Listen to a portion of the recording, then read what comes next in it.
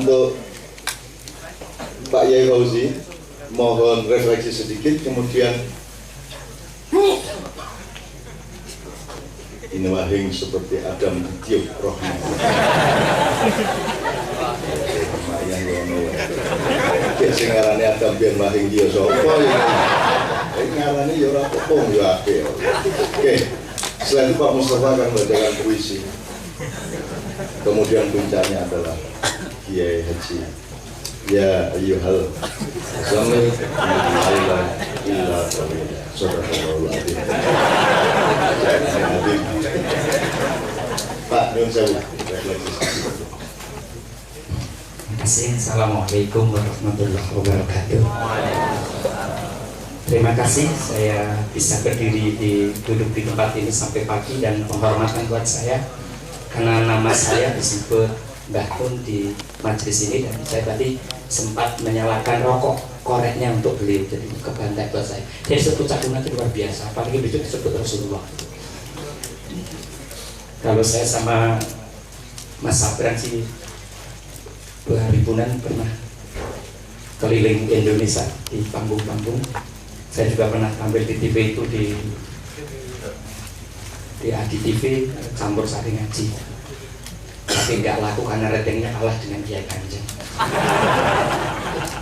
Saya terima kasih. Memang pikiran saya begini, jadi hidup itu nggak usah khawatir, Mas. Merokok baru jangan takut mati. Kan ada korek bisa menghidupkan.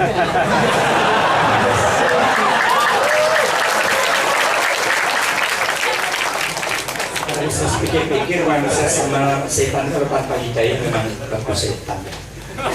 Dari pandangan-pandangan teman-teman, setan itu kalau nggak salah Mbak Ayu, dosa sama Allah cuma sekali, nggak mau sujud kepada Nabi Adam atas perintah Allah, sekali saja. Lainnya setan itu baik kok.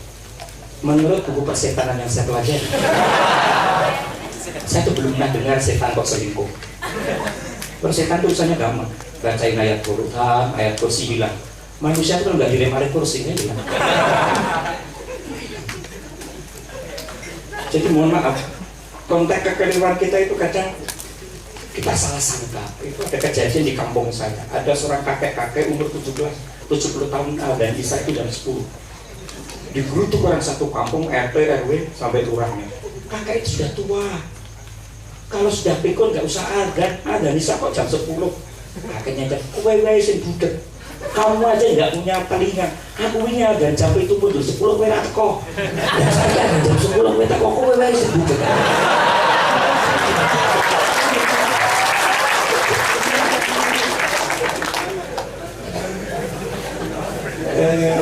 Itu jadi begitu ya. Jadi makanya di dalam kitab Tabligh itu benar ya, makanya jangan sombong dengan ahli ibadah. Di situ ceritakan di akhirat itu ada seorang ahli ibadah, ahli baca Quran, ahli sholat, ahli zikir, tapi masuk neraka. Teman-teman sama pada tanya, orang itu waktu di dunia itu sholatnya bagus, tapi kenapa sekarang masuk neraka? Dipanggil tuh, ditanyain, mas, ada bapak. Saya lihat dulu waktu di dunia itu bapak itu ahli sholat, ahli zikir, ahli baca Quran, tapi kenapa bapak sekarang masuk neraka? Gini mas, memang saya dulu ahli sholat, ahli baca Quran, ahli zikir, tapi saya menganggap ibadah saya itu paling benar. Yang sholawatan, yang zikiran itu bebas, dolalah, ngerokok. Ternyata Allah marah sama saya, seakan-akan saya lebih berkuasa dari Allah. Saya kemudian dimasukkan ke dalam neraka supaya dia mencicipi apa yang dia katakan. Akhirnya dia masuk neraka, mas. Itu ahli ibadah. Kita erotuk dong. Jangan sombong. Tapi tidak lama kemudian ada seorang pelacur. Kalau di kampung saya itu WTS. Kalau di daerah Semarang itu namanya Ciklet ya. Di daerah Boyolali itu Kincil. Kalau di daerah Surabaya itu Begengge.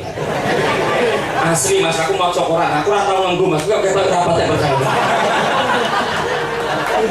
Kok pengalaman piye? Ternyata yang pakai rok mini itu tidak cuma perempuan. Itu saya sering lihat itu di terminal. Sedap sedap.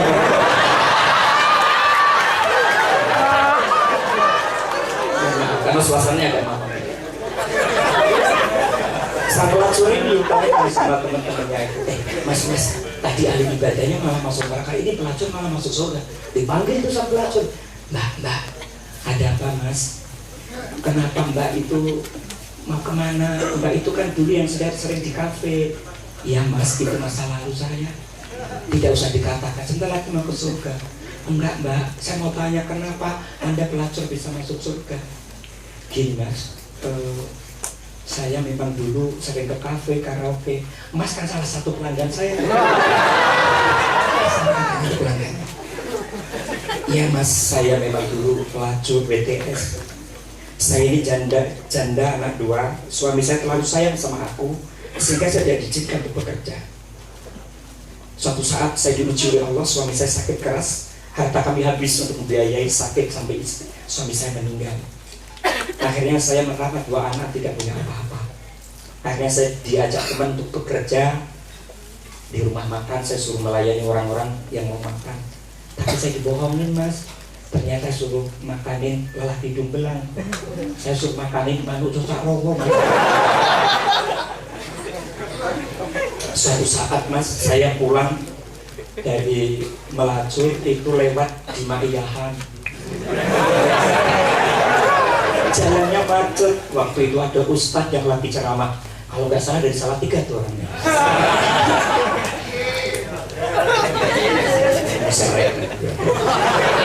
Waktu itu macet cuma 3 menit. 3 menit aja ustadz ceramah.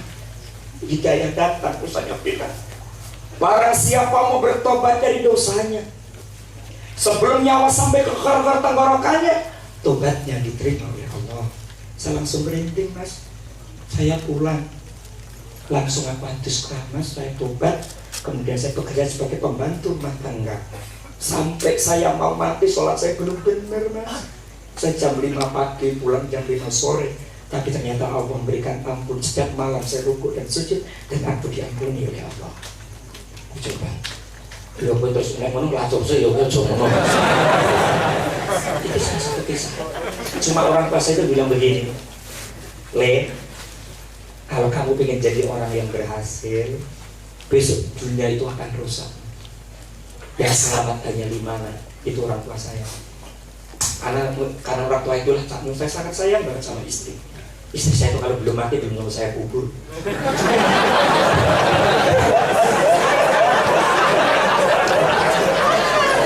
Saya sangat sayang, kemana-mana itu cangon saya gandeng. Apalagi kalau pas ke mall, ke pasar, saya gandeng terus. Sebab kalau nggak saya gandeng, belanja.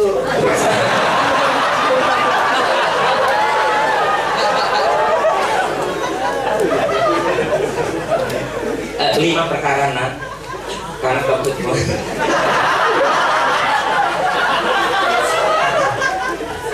Tapi ini menurut sama Buya lah ya, kalau saya suruh yang tinggi-tinggi nggak bisa lah, saya kan orang desa. 5 perkara. Nah, kalau kamu pengen selamat, simpel aja nak. Jangan makan kalau belum jelas halal haramnya. Jangan ngomong kalau belum ada manfaatnya. Jangan keluar kalau belum ada tujuannya. Hiduplah apa adanya, dan jangan mencari keburukan sanak saudara. Jadi kelompok muncul apa harus ngantuk? Ternyata memang rezeki nggak punya alamat. Orang kaya itu nggak jamin hidup bahagia, tapi kalau orang miskin pasti susah.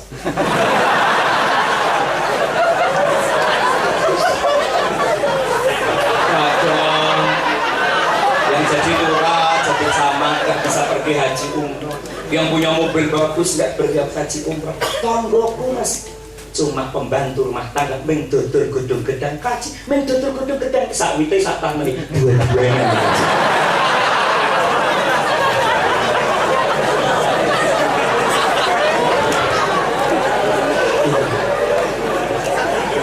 Sehingga yang waktu 3 menit ini saya berterima kasih ya. Mohon maaf mas, saya nyampaikan sederhana saja lah. Mohon maaf, Lanun saya jadi mubalek sudah 30 tahun.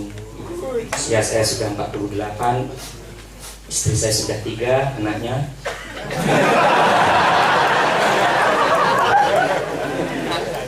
Dan saya dulu pernah jadi anggota KPU, pernah nyalon wali kota kalah sampai 2 kali, calon pupuk bawah, pernah mendampingi artis sampai sekarang ya di kontrak-kontrak itu. Tapi hidup paling indah itu kebersamaan.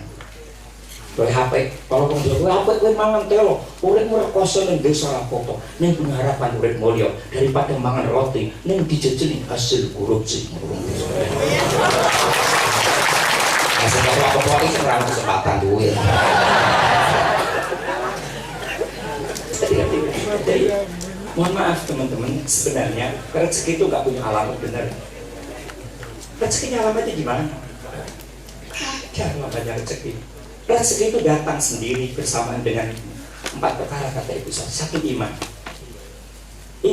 Iman itu pastikun bil qalbi kata Imam Ali. Semua kalau perlu dibenahi sama pastikun bil qalbi kalau bilisan iman itu diarkan ngomongmu, hatimu kalau sing mbok lakoni itu podo.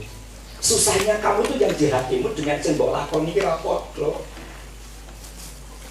Hati kira iso diapusi, sing sering ngapusi iki sirahmu lo lambemu kuwi. Mohon maaf, saya ini dosen. Ini bukan sombong tapi takabur.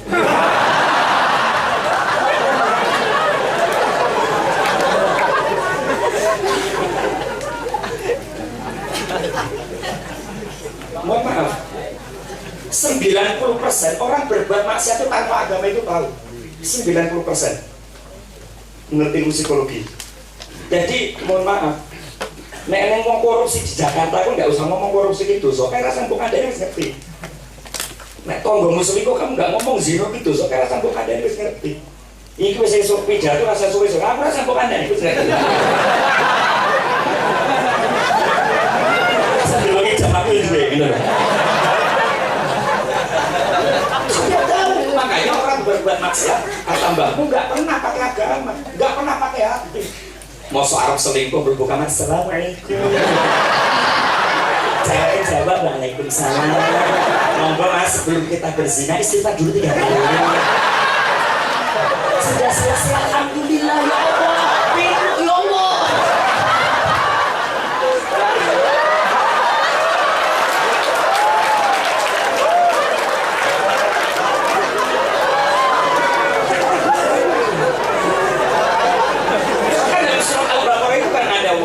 Tanda orang bahagia itu selalu kan wal iman, wal mal, wal nisa, wal banin. Iman itu akan mendatangkan wal mal, harta. Kalau iman kamu kuat, Allah sayang tuh. Pakai dalil boleh ya? Lillahi ma fis samawati wal ardi, langit itu milik Allah. Ud'uni astajib lakum, jalu kamu mintalah diberi. Syaratnya cuma satu, iya kena butuh, iya kan nasta'in, sembah Allah, baru kau minta tolong. Artinya keimanan juga, bukan minta tolong. Saya datang ke sini lagi makan banyak yang memberi. Kemarin saya ngaji di Sukoharjo, makan mas, nggak bayar. Yang punya warung mau saya bayar, tapi yang belakang ngomong nggak usah bayar, Ustaz, notanya ikut saya saja. Saya kan jadi malu, calon kenapa nggak bungkus?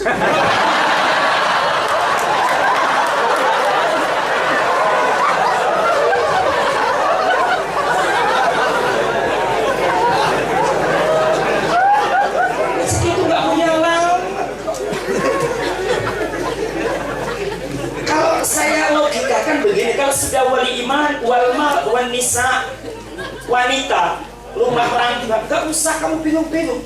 Walaupun kamu itu kurang cakep mungkin secara fisik, gak jamin. Nah, kalau kamu iman kamu kuat, harta kamu cukup, nyari jodoh gampang mas. Gampang banget. Saya punya teman gak begitu cantik sudah tua, bojone bagus. Teman saya itu namanya Eli Sugigi.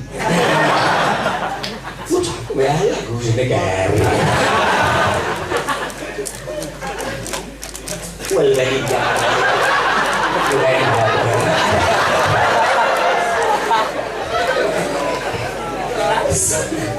Untuk itulah teman-teman, makanya keimanan dan keilmuan itulah, makanya dikaji di sini. Saya salut.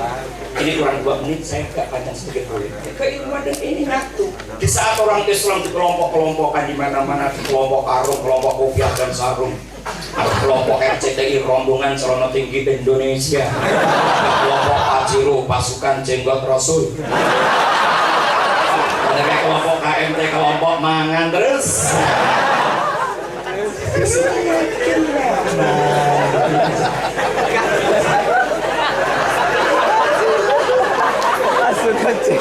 Waktu saya umrah itu juga begitu. Ya Allah, ada orang ibadah itu, sana itu ibadahnya itu macam-macam, wilayah fakirnya dibahas lagi. Ada orang lagi tawaf tuh, kan ada itu Mbah Nun yang pakai anaknya dibopong itu ya, dibopong kemudian sholat, ditutup pakai kain yang hitam, diajak sholat tawaf, kadang mbak neminya anak gitu. Rane kok ribut, sing takon malah wong bantu. Ustaz, nopo mosok sholat kok mbek nemi anak sah gak? Sah, aku bilang itu kecuali ini sing ngomong kowe.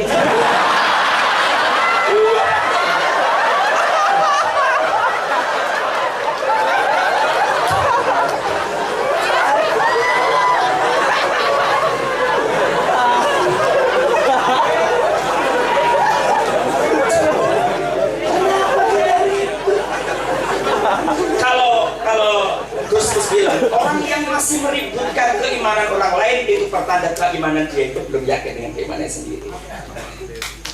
Apa ya lah jangan panggung. Betul begitu. Makanya teman-teman, orang masuk surga itu insya Allah rombongan-rombongan. Saya ingin masuk rombongannya Mbah Nun besok ke surga kalau rombongan. Saya ini baterai biasanya sentusannya rombongan akhir.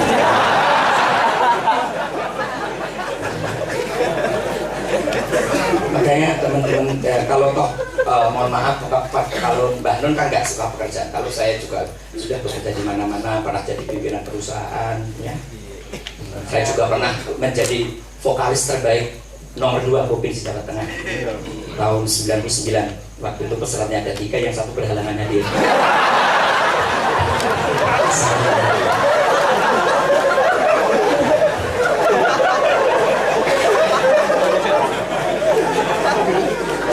Makanya teman-teman, saya harapkan hari ini menyatu ya, wanita dilindungi, disayangi. Saya selalu tadi kalau wanita dijaga. Kenapa wanita tidak diciptakan dari tulang kaki laki-laki? Karena wanita akan diinjak dan dihina. Kenapa wanita tidak diciptakan dari tulang tangan laki-laki? Karena wanita berusuran perintahan budak laki-laki. Kenapa wanita tidak diciptakan dari tulang kepala laki-laki? Karena wanita bukan untuk menguasai laki-laki, tapi wanita diciptakan dari tulang rusuk laki-laki untuk menjaga jantung, hati, dan perasaan.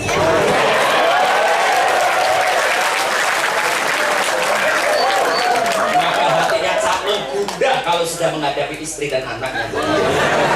Saya punya teman dosen profesor dokter hebat ngalukan yang kantor, begitu tekan rumah sentak bujur dekem mereka.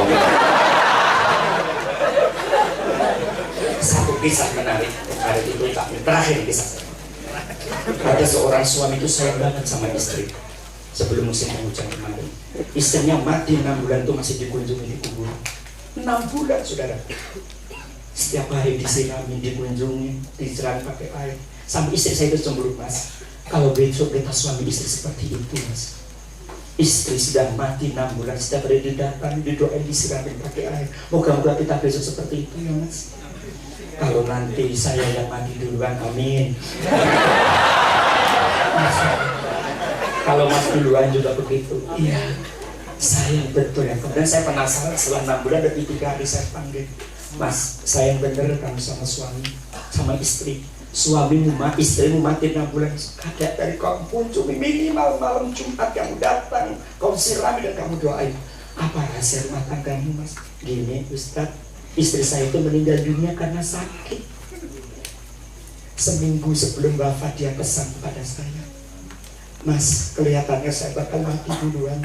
Saya titip anak-anaknya, Mas. Saya pesen satu saja, jangan sekali-kali kau kawin lagi sebelum rumput tumbuh di kubur.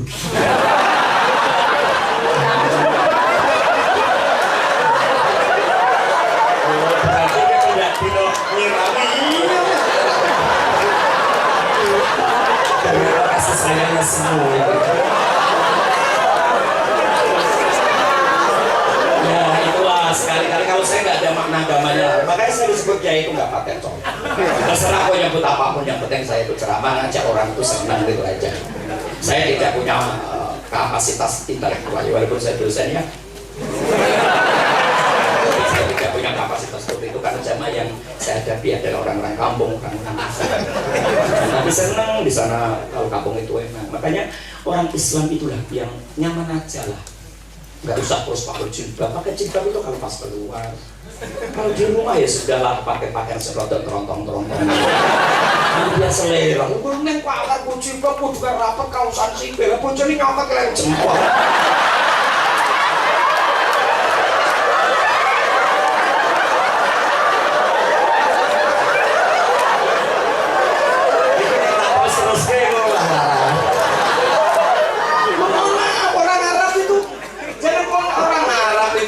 Seperti orang Indonesia, kamu jangan mikir seperti orang Indonesia, orang Arab. Kenapa orang Arab pakai jubah? Karena suhu di sana itu ekstrim, Mas.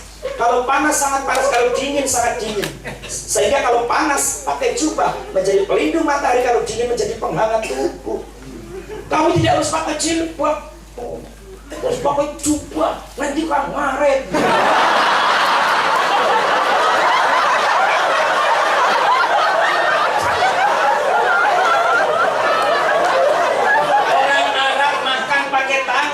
Yang dimakan roti gandum sama kurma. Maka begitu makan terus tangan dicilatin. Karena sari madu dan sari gula kurma yang bagus itu di kulit kurmanya, sehingga makan terus dicilatin. Kamu boleh makan seperti itu. Tapi delok sing mbok makan. Kamu makan soto mie ayam mbok. Mikir.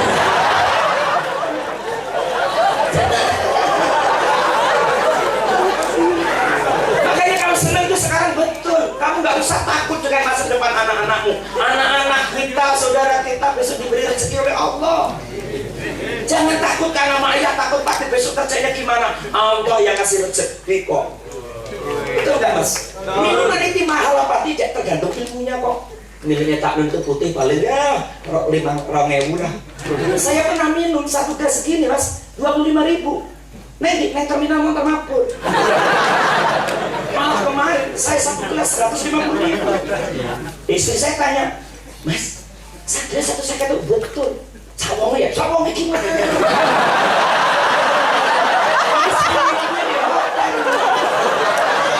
Saya tanya kepada yang berbeda, ini satu gelas berapa? Ustaz, itu satu gelas 150.000. Kenapa kopi ini sangat mahal, Mbak? Dijawab, alladzi yakhruju min silitil luwak.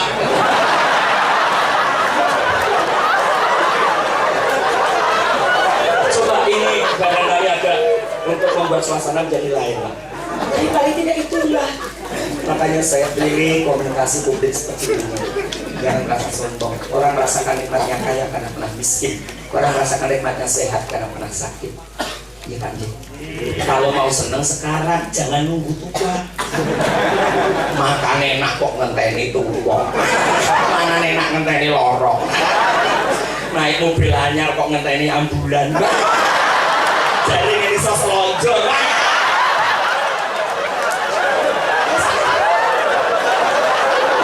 Sekarang ini ketawa-ketawa itu kita tidak tahu besok jadi apa, itu hak Allah. Maka hidayah tadi ada yang kecil maksiat, dewasa taat, tuanya tobat. Ya enggak? Wadah yang kecil ibadah tekun, tuane maksiat. Ada yang kecilnya maksiat, besarnya maksiat, tuanya istiqomah maksiat. Terima kasih. Assalamualaikum warahmatullahi wabarakatuh.